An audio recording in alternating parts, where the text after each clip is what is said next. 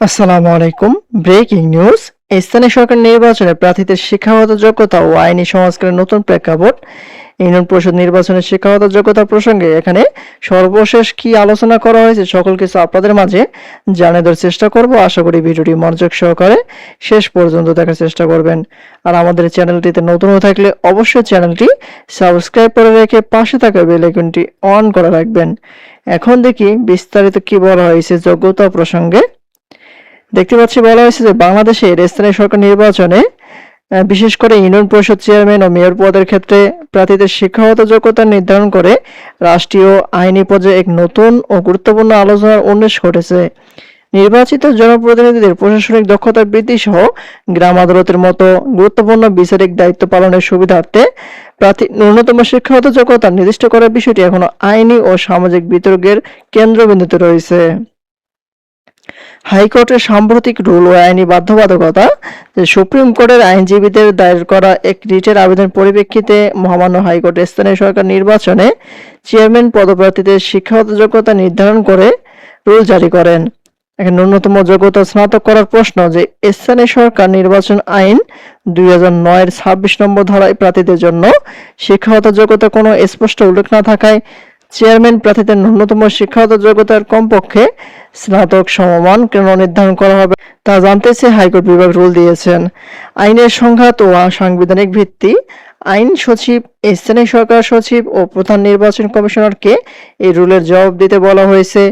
রিটে উল্লেখ করা হয় যে 2009 সালের ইউনিয়ন পরিষদ আইনের 26 ধারার সংবিধানের বর্ণিত সমতা ও মৌলিক অধিকারের অনুচ্ছেদ সমূহের যেমন 27, 28, 29, 59, 60 অনুচ্ছেদের সঙ্গে এবং গ্রাম আদালতের বিচারিক এখতিয়ার সাথে অসামঞ্জস্যপূর্ণ। শিক্ষাগত যোগ্যতা নির্ধারণের পক্ষে বিপক্ষে প্রধান যুক্তি যে গ্রাম আদালতের বিচারিক ক্ষমতা যে ইউপি চেয়ারম্যানরা গ্রাম আদালতের আইনের অধীনে 3 লাখ টাকা পর্যন্ত অর্থদণ্ড আরোপ সহ ম্যাজিস্ট্রেট সমপর্যায়ের বিচারিক ক্ষমতা প্রয়োগ করেন। প্রাতিষ্ঠানিক শিক্ষা না থাকলে তা সঠিকভাবে পরিচালনা করা কঠিন। প্রশাসনিক স্বচ্ছতা ও বাজেট ব্যবস্থাপনা। ইউনিয়ন পরিষদের কোটি কোটি টাকার বাজেট পরিচালনা, ডিজিটাল সেবা প্রদান সহজতর হয়। সংবিধান ও সর্বজনীন ভোটাধিকার যে সংবিধান সাধারণ নির্বাচনে প্রার্থী হওয়ার ক্ষেত্রে কোনো প্রাতিষ্ঠানিক শিক্ষার বাধ্যবাধকতা নেই। সংসদ নির্বাচনে না থাকলেও স্থানীয় নির্বাচনে কেবল এই শর্ত দিলে তা বৈষম্য তৈরি করতে পারে। আর জনপ্রিয় প্রতিনিধিত্ব। তৃণমূল বাস্তবতায় অনেক অভিজ্ঞ জনপ্রিয় সামাজিক ব্যক্তিত্ব প্রাতিষ্ঠানিক ডিগ্রির অভাবে প্রার্থিতা থেকে বঞ্চিত হতে পারেন যদি শিক্ষাগত যোগ্যতা কার্যকর করা হয়। নির্বাচন কমিশনের ইসি ও আইন সংশোধনের ভাবনা। নির্বাচন কমিশন ও আইন সংশোধনের ভাবনা যে নির্বাচন কমিশন এবং স্থানীয় সংস্কার কমিশনের দিক থেকে প্রার্থীদের যোগ্যতা ও নির্বাচনের প্রার্থীদের আচরণ নিয়ন্ত্রণে বেশ কিছু প্রস্তাব বিবেচনা করা হচ্ছে। আইনি ও সাংবিধানিক ভারসাম্য বজায় রেখে প্রার্থীদের যোগ্যতা নিশ্চিত করার দায়িত্ব প্রধানত নির্বাচন কমিশন ও আইন মন্ত্রণালয়ের সিদ্ধান্ত এবং জাতীয় সংসদ অধ্যাদেশের উপর নির্ভর করে। হলফনামায় স্বচ্ছতা যে শিক্ষাগত যোগ্যতার নির্দিষ্ট শর্ত চূড়ান্ত না হওয়া পর্যন্ত নির্বাচন কমিশন প্রার্থীদের শিক্ষাগত যোগ্যতা, আয় ও মামলার বিস্তারিত তথ্য হলফনামার মাধ্যমে উন্মুক্ত করাকে কঠোরভাবে প্রয়োগ করছে।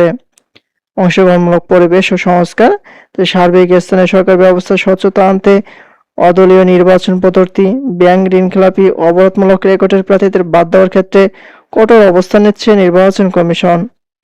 এ হচ্ছে ইউনিয়ন পরিষদ নির্বাচন প্রসঙ্গে শিক্ষাগত যোগ্যতা নিয়ে আজকের সর্বশেষ আপডেট। পরবর্তীতে নতুন কোনো আপডেট আসা মাত্র আমাদের চ্যানেলটিতে পেতে অবশ্যই চ্যানেলটি সাবস্ক্রাইব করে রাখবেন। ধন্যবাদ সবাইকে। আসসালামু আলাইকুম।